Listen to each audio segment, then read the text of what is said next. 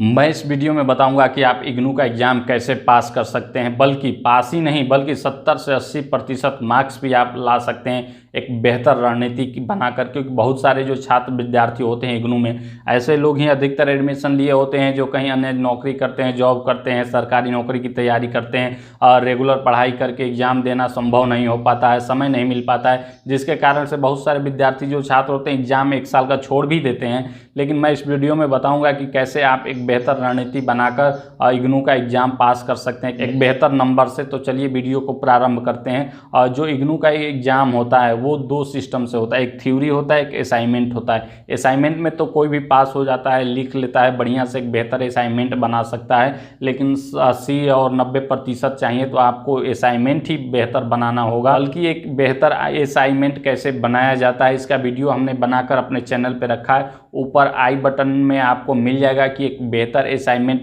कैसे आप बना सकते हैं और असाइनमेंट में 70 से 80 90 तक नंबर ला सकते हैं, जिससे आपका परसेंटेज काफ़ी अच्छा बन जाता है। तो चलिए हम थ्योरी की बात करते हैं। असाइनमेंट भी 100 नंबर का होता है, थ्योरी भी 100 नंबर का होता है। जो इस थ्योरी होता है इसमें क्या होता है कि आपको 5 क्वेश्चन लिखने होते हैं। हो सकता है कुछ जो यूजी कोर्स में अलग हो, पीजी कोर्स में अलग हो, लेकिन 100 नंबर का होता है। 3 घंटे का पेपर होता है। 3 घंटे में आपको क्वेश्चन का जवाब देना होता है। एक क्वेश्चन लगभग 500 शब्दों में लिखना होता है।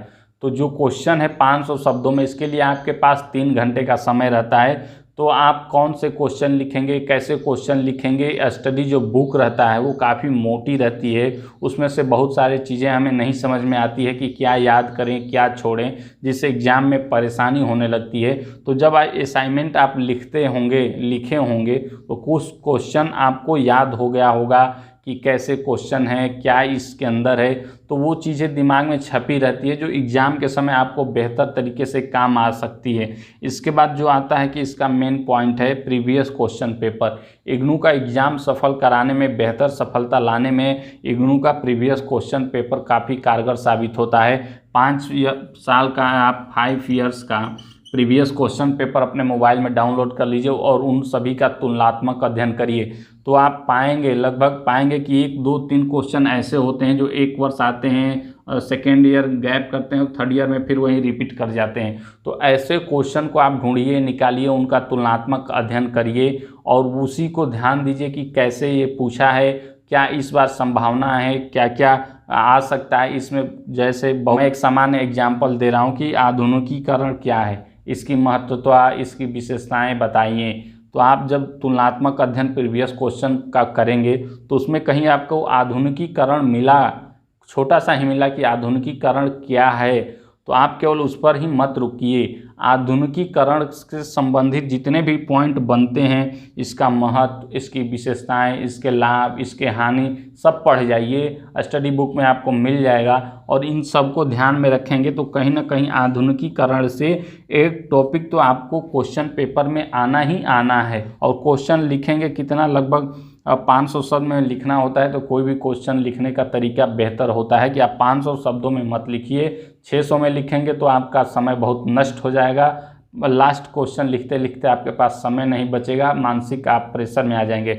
इसलिए लगभग 400 से 450 शब्दों तक लिखने का प्रयास करिए, एक बेहतर को आंसर माना जाता है। इससे आगे लिखेंगे तो आपके पास समय कम हो जाएगा, क्योंकि 3 ही घंटा में लिखना होता है।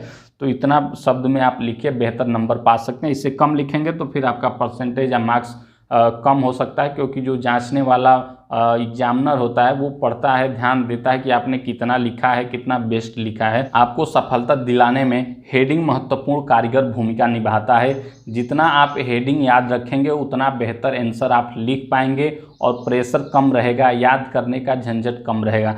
जैसे कि आपका एक टॉपिक मान लीजिए, मैं एग्जाम्पल के लिए बता रहा हूँ कि आधुनिकीकरण का महत्व बताइए, तो महत्व आ जाएगा। तो आप जितना हो सके आप ऐसे की तरह लिखने का प्रयास मत करिए, हेडिंग की तरफ लिखिए। जैसे कि आधुनिकीकरण का लाभ पूछ दिया तो आप जिसे याद कर सकते हैं कि आधुनिकीकरण से टेक्नोलॉजी का विकास हो रहा है, नई नई मशीनों का इजाद हो रहा है।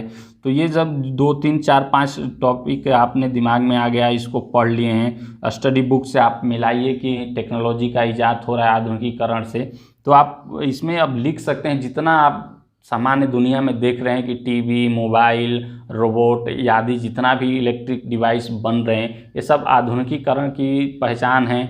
तो आप एक बेहतर आंसर लिख सकते हैं। एक हेडिंग रहेगा, महत्वपूर्ण हेडिंग रहेगा, बढ़िया से हेडिंग रहेगा, प्रभावशाली हेडिंग रहेगा, तो नंबर मिलने का चांस अधिक रहता है। और जितना हेडिंग से लिखेंगे उतना आप बेहतर 5, 6 पेज, 7 पेज तक लिख सकते हैं एक बेहतर हेडिंग से।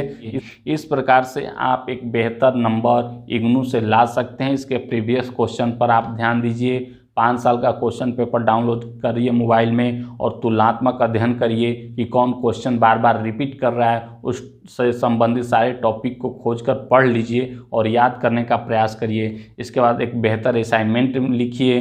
इसके बाद थ्योरी में आप बेहतर नंबर ला सकते हैं 3 घंटे के समय में। और हेडिंग पे ध्यान दीजिए और ज़्यादा लिखने का प्रयास मत करिए, कम लिखिए, प्रभावशाली लिखिए, तब जाके आप इग्नू में अच्छे परसेंटेज से पास हो सकते हैं। अगर एग्ज़ाम से संबंधित कोई प्रश्न है तो आप कमेंट करके हमसे पूछ सकते हैं और जान सकते हैं।